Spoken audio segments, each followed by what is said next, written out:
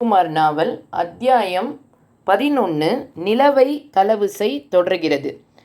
துப்பாக்கி முனையில் மிரட்டி நிலாவை எடுத்துக்கிட்டோம். லேபையும் வீட்டையும் வச்சு கொளுத்திட்டோம். தீ வச்சு கொளுத்திட்டோம். ஹேம்லரும் அவரோட ஃப்ரெண்டு ஒருத்தரும் தீயில் கருகி இருந்துட்டாங்க. சரி, சொல்ல வந்த விஷயத்தை சீக்கிரமாக சொல்லு. அது சார், ஹேம்லரோட வீட்டை கொளுத்ததுக்கு முந்தி நிலாவை ஜெயவர்தனன் கிட்ட கொடுத்து வெளியில் காரில் போய் இருக்க சொன்னோம். அவனும் காருக்கு போனான். நானும் நிஷாவும் வீட்டுக்கு தீ வச்சுட்டு வந்து வெளியே பார்க்குறோம். ஜெயவர்தனனை காணும். என்னது? ஆமாம் சார், ஜெயவர்தனன் அந்த நிலாவோடு காரை எடுத்துக்கிட்டு போயிட்டான். ஹோட்டலுக்கோ நிஷா வீட்டுக்கோ போயிருப்பான்னு போய் பார்த்தோம். ஆள் வரலை. நானும் நிஷாவும் ஃப்ராங்க்பர்ட் பூரா வலை வீசி தேடி பார்த்துட்டோம். இப்போவும் பார்த்துக்கிட்டு இருக்கோம். இப்போ நீ எங்கேருந்து பேசிக்கிட்டு இருக்க? நிஷா வீட்டிலேருந்து. போலீஸுக்கு விஷயம் எதுவும் தெரிஞ்சிடலையே? இல்லை. சரி, ஹோட்டல் ரூமை நீ காலி பண்ணிவிட்டு நிஷா வீட்லேயே இரு. 2 மணி நேரம் கழித்து மறுபடியும் ஃபோன் பண்ணுறேன். என் கையில் இப்போ ஒரு துருப்பு சீட்டு மாட்டியிருக்கு.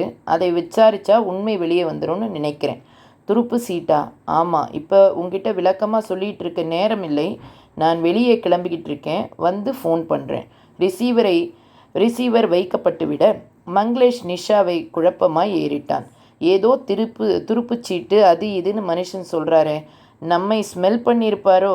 இதோ பாருங்க மங்களேஷ், நீங்களும் சரி நானும் சரி இனிமேல் நவமணியை பற்றி கவலைப்பட வேண்டிய அவசியமே இல்லை. அவரால் இந்த நிலா விஷயத்தை போலீஸுக்கு கொண்டுகிட்டு போக முடியாது. அவர் வகையில் நமக்கு ஏதாவது தொந்தரவு வர மாதிரி தெரிஞ்சா அவரோட ஃபோட்டோவுக்கும் மாலையை போட்டுற வேண்டியதுதான். மங்களேஷ் புன்னகைத்து அவளை கட்டி கொண்டான். நிஷா இருக்க எனக்கு என்ன பயம்? கட்டிலுக்கு போயிடலாமா? இழுத்தாள் நிஷா. சில்வண்டுகள் இறைந்து கொண்டிருந்த அந்த நள்ளிரவு நேரத்தில் பெசன் நகர் எக்ஸ்டென்ஷனுக்குள் கார் நுழைந்தது. வீடுகள் துரிதமாய் தெரிந்தன. காரை ஓட்டி கொண்டிருந்த நவமணி கேட்டார், எந்த வீடு? இதே ரோட்டில் போய் லெஃப்டில் திரும்பினா முதல் வீடு சார். பக்கத்தில் உட்கார்ந்திருந்த ஆல்பர்ட் சொல்ல காரை ஓரமாய் நிறுத்திவிட்டு நவமணி இறங்கினார். வா, நடந்து போலாம். நடந்தார்கள். சாலை அவ்வளவு ஒழுங்காய் இல்லை. செம்மண் பாதையின் 2 பக்கமும் வேண்டாத செடிகள். ஒரு நிமிஷ நேரம் நடந்து இடதுபுறம் திரும்பினார்கள். தசமி சந்திரனின் வெளிச்சத்தில் டெயில்ஸ் பதிக்கப்பட்ட அந்த சிறிய பங்களா பார்வைக்கு கிடைத்தது. இதோ. ஆமாம் சார். வெறுமன சாத்தப்பட்டிருந்த சிறிய காம்பவுண்ட் கேட்டை திறந்து கொண்டு உள்ளே போனார்கள். அழைப்பு மணிக்கு வேலை கொடுத்ததும் கதவு அந்த வினாடியே திறக்கப்பட்டு சாருமதி நைட் கவுனில், என்னங்க இவ்வளவு நேரம் கழித்து வரீங்க என்று சினுங்கி நவமணியையும் ஆல்பர்ட்டையும் பார்வையில் வாங்கியதும் திடுக்கிட்டாள். நீங்களே? நவமணி ஆல்பர்ட்டிடம் திரும்பினார். இவளா? ஆமாம் சார். உள்ளே நுழைந்தார். பின்தொடர்ந்த ஆல்பர்ட் கதவை சாத்தி தாழிட்டான். நவமணி பாக்கெட்டுக்குள் கையை நுழைத்து வெள்ளி சிகரெட் கேஸை எடுத்து சிகரெட் ஒன்றை உருவி உள்ளங்கையில் தட்டி கொண்டே கேட்டார், உன் பேர் என்ன? பேர் என்னன்னு கேட்டேன். சாருமதி. உன்னை தவிர இந்த வீட்டில் வேறு யார் இருக்காங்க? வேறு யாரும் இல்லை, நான் மட்டும்தான். வசதியாக போச்சு. சொன்னவர் அங்கிருந்த சோபாவில் சாய்ந்து சிகரெட் பற்ற வைத்தார். யாரையோ எதிர்பார்த்து காத்துக்கிட்டு இருந்த போலிருக்கு. ஆமாம். யாரை? அது சொல்லு. ஒரு கஸ்டமரை. நவமணியின் நெற்றி சுருங்கியது. நீ அந்த மாதிரியான பெண்ணா? தொழிலை நான் பண்ணுறதில்லை. சில பெரிய ஆட்களுக்கு ஏற்பாடு பண்ணி தரதோட சரி. வீட்டில் ஃபோன் இருக்கா? இருக்குது. நான் ஒரு ஃபோன் பண்ணிக்கலாமா? Phone out of order.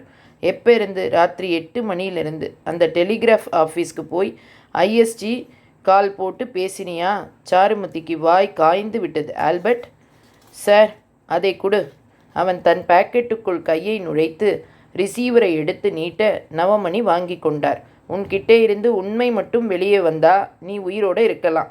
இல்லைன்னா நாயை சுடுற மாதிரி சுட்டு தள்ளிட்டு நான் பாட்டுக்கு போய்கிட்டு இருப்பேன்.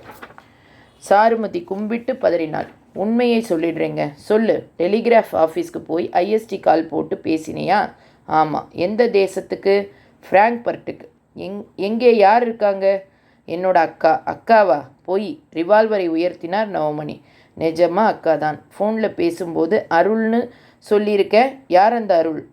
அது என் அக்காவோட பேர் தான். முழு பெயர் அருள் நாயகி. நான் கூப்பிடுறது அருள். நீங்கள் அனுமதி கொடுத்தா இதை என்னால் நிரூபிக்க முடியும். எப்படி நிரூபிப்ப? ஃப்ராங்க்ஃபர்ட்லிருந்து என்னோட அக்கா அருள்நாயகி எழுதின லெட்டர் இருக்கு. காட்டு பார்க்கலாம். மேஜையை நோக்கி போனாள் சாருமதி. டிராயரை இழுத்து காகிதங்களை கிளறுவது போல பாவ்லா செய்து கொண்டே அதற்கு அடியில் இருந்த ரிவால்வரை கண் இமைக்கிற நேரத்திற்குள் எடுத்து நவமணியின் மார்புக்கு உத்தேசமாய் குறிவைத்து ட்ரக்கரை சுண்டுவித்தாள். நவமணியின் கையில் இருந்த ரிவால்வர் முந்திக் கொண்டது. சைலன்சர் வசதியோடு சீறியது. சாருமதி மார்பில் உடனே ரத்தத்தை காட்டிக்கொண்டு இரண்டாய் மடிந்து மல்லாந்தாள். ஆல்பர்ட் முன்னால் ஓடி வந்தான். சார், அவசரப்பட்டுட்டீங்களே. அவங்க கிட்ட இருந்து நம்ம விஷயத்தை வாங்கவே இல்லை. நான் சுடாமல் இருந்திருந்தா அவ உன்னையும் என்னையும் சுட்டு தள்ளியிருப்பா. இப்போ என்ன சார் பண்ணுறது? செத்துட்டாளான்னு பாரு. ஆல்பர்ட் மல்லாந்து கிடந்த சாருமதியை நெருங்கி சோதித்து பார்த்துவிட்டு நிமிர்ந்தான். செத்துட்டா சார். சரி, எதையும் தொடாம கிளம்பு. வெளியே வந்தார்கள். அருள் ஆச்சரியப்பட்டான். ஹோட்டல் அறையில் மங்களேஷ் மட்டும் தானே தங்கியிருக்கிறான். ஜெயவர்தனன் எங்கே?